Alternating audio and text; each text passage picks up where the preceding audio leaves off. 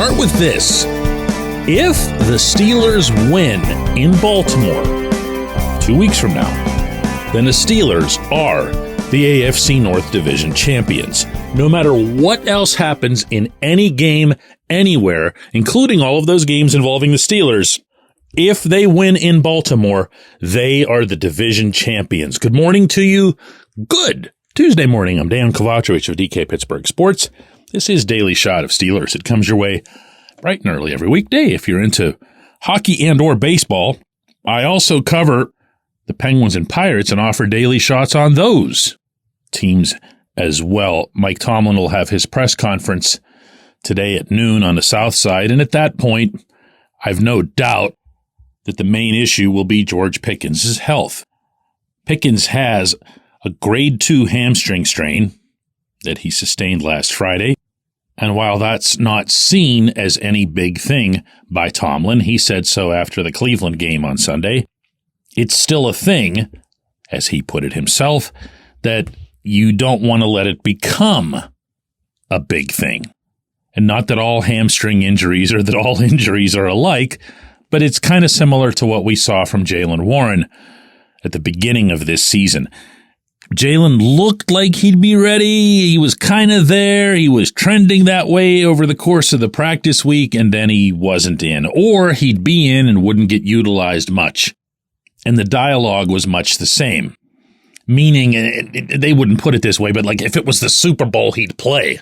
And as it is, we kind of need him for the longer haul here. Well, they did that, and you got to see the benefits of that Sunday against the Browns because, Jaylen was just flying.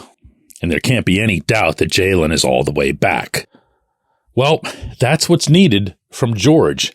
And I'm going to say something that I suspect would be pretty unpopular with most listeners, and that's that I really don't care about the result Sunday in Philadelphia. Meaning I don't care about it anywhere near what I'd care about having Pickens down the stretch.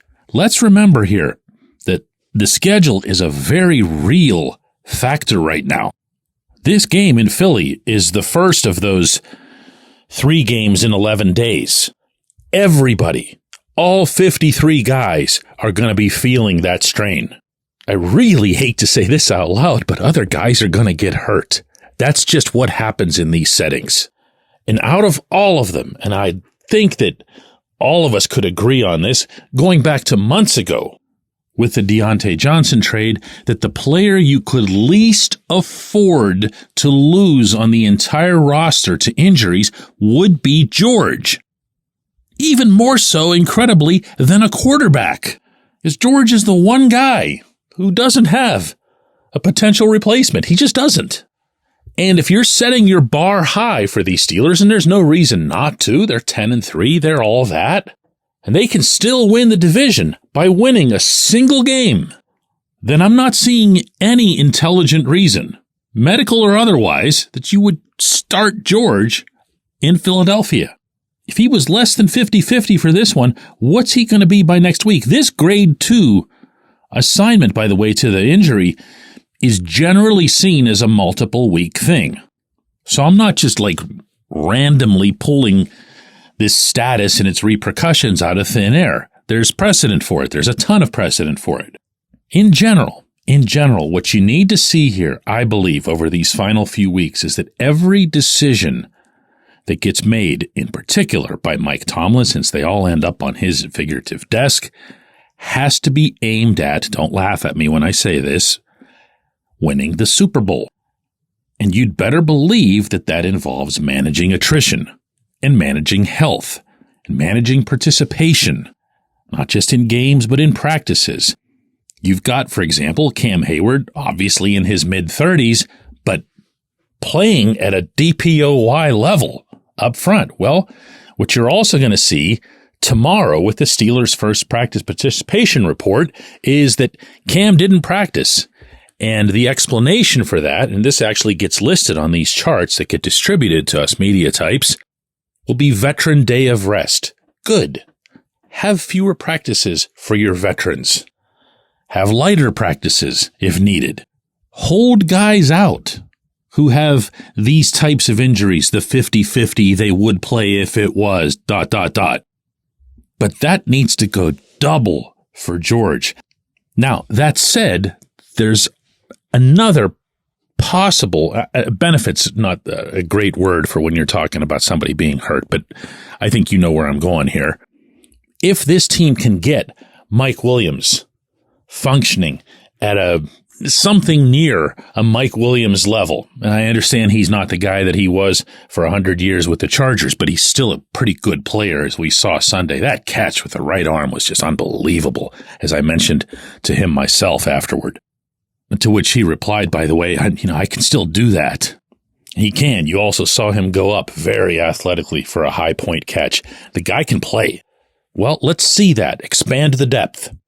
The other guy, man, I keep beating the same drum, but the situation really hasn't changed that much. Pat Freiermuth needs the football.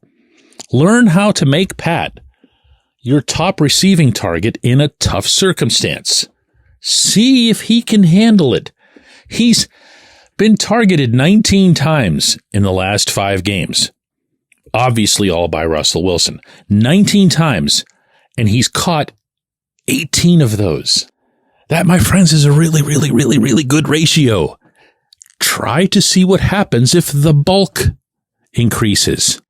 Have one of these games, not only to make them sound like experiments, but have one of these games focus on Pat. Focus on what he can bring. Focus on a high number of targets, similar to his game last season in Cincinnati. Make this whole thing a plus somehow. And for crying out loud, don't make the minus any worse. When we come back, J1Q. This segment of Daily Shot is brought to you by our good friends at Mike's Beer Bar. They're located on Federal Street, directly across from PNC Park. Mike has more than 500 beers on tap, including from more than 50 local breweries. Stop in and say hello. Tell Mike we sent you. Mike's Beer Bar.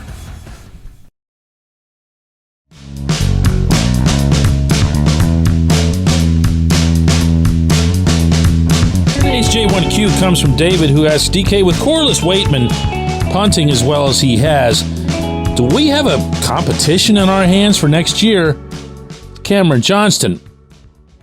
I mean, maybe, David, but I don't think so. I don't think so. And there are a couple of reasons for that.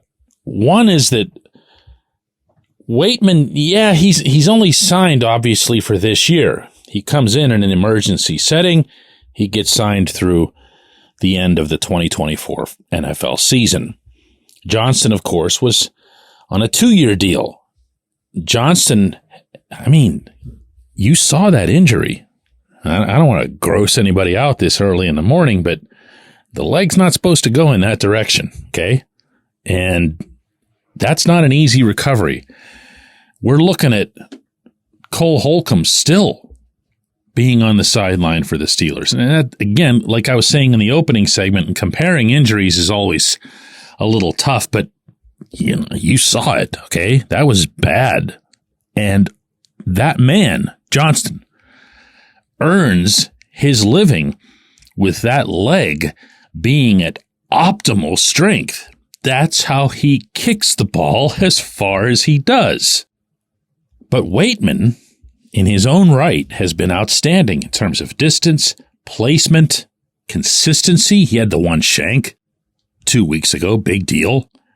But he's been, and I hear this term used a lot by fans in describing him, he's been a godsend. He has. This should have been a position that was left in limbo. They should have been having weekly tryouts. That's usually what occurs whenever you lose a punter. You'll bring in someone from, 4 or 5 years ago, somebody whose name you happen to have in your contacts list, some random Jordan Berry type, and they come in and they'll kick and they'll be kind of okay. And you'll say, well, what did you expect? He's a backup punter. There are only 32 of these jobs on the planet, and he was like number 41.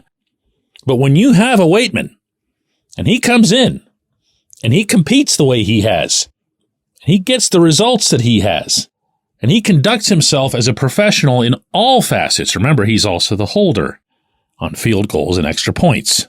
I don't think you let that go. I really don't. I think you're going to see the Steelers do what they can to keep him and then deal with Johnston's contract in whatever way happens to be best for both parties. And I don't mean that to sound insensitive, but the NFL's a business. And when you perform on the bright side of that business, you're going to get paid. You're going to get steady work.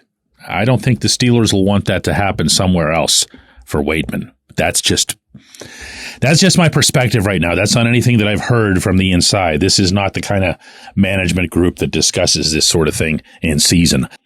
Oh, and by the way, since the subject came up, and a lot of others have sent in J1Q submissions asking about how they could have kept Presley Harvin as long as they did when Waitman was out there. What was the issue there?